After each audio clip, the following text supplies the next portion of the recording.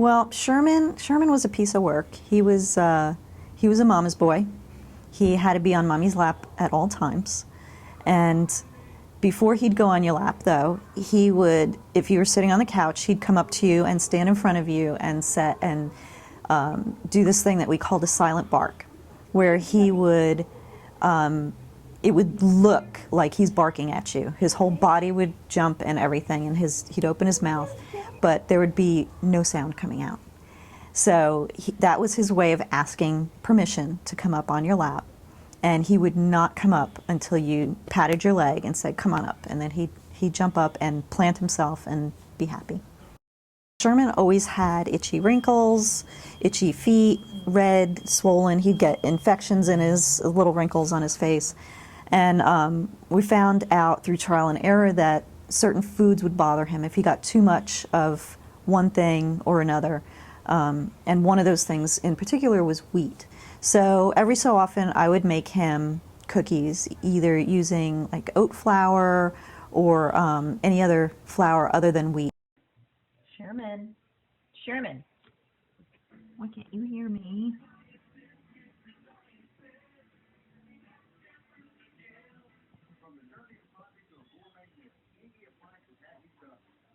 Hello, Philip. Hello. The middle of December 2014, we found out that Sherman was very sick. Unfortunately, he died within 3 weeks of finding out that he was sick. And he actually died on January 4th, 2015, which was 12 years to the day that we brought him home, which again shows you his little specialness. But we were all so upset about it, and my daughter suggested, she knew that I had an Etsy shop where I was trying to sell jewelry, and so she said, hey Mom, why don't you try making cookies like you used to make for Sherman and selling those? And I was like, wow, that's a really great idea. So within a couple of weeks, I had gotten recipes together, and I tested them with the other pugs, and set up my shop and opened it on January 24th, 2015.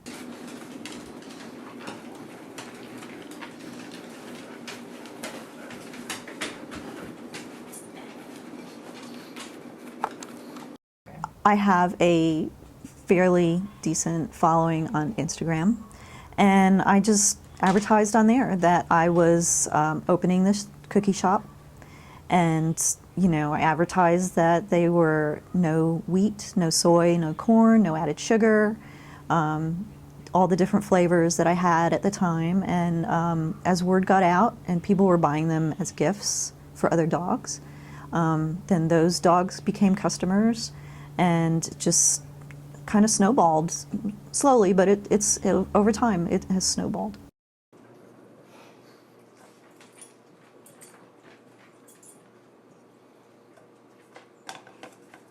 There's some weeks where I probably fill about 25 orders, which doesn't sound like a lot, but it's just me. Yeah.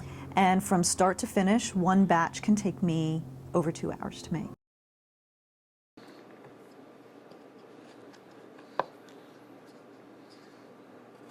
So what has been the best part for you? What has been the most rewarding thing about having a small business?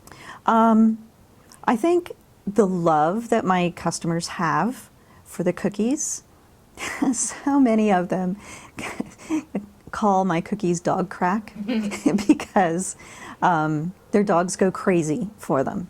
I have one in particular, my little buddy Wilson. He's a little Boston Terrier, and his owner on numerous occasions has sent me video of him after dinner time and everybody else is in the living room watching TV. Where's Wilson? So we can't find Wilson.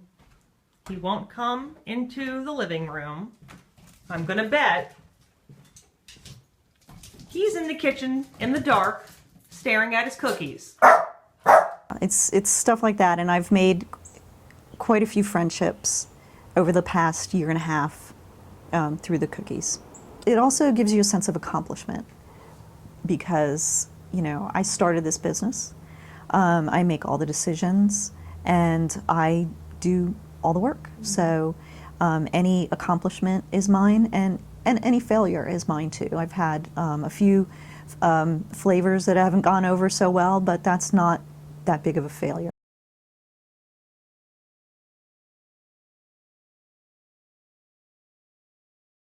We had already decided on the name.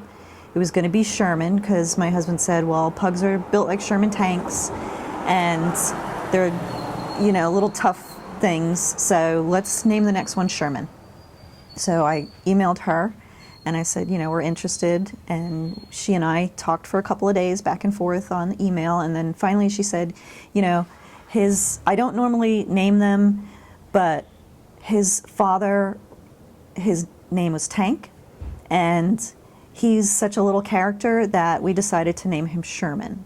And she said, you know, you could keep the name or not, but that's what we've been calling him. And the hair stood up on the back of my neck, and I called my husband and I said, this dog is ours, he's already named Sherman, how crazy is that? And that's how we ended up with Sherman. And then over the years, at some points, we've had 7 pugs.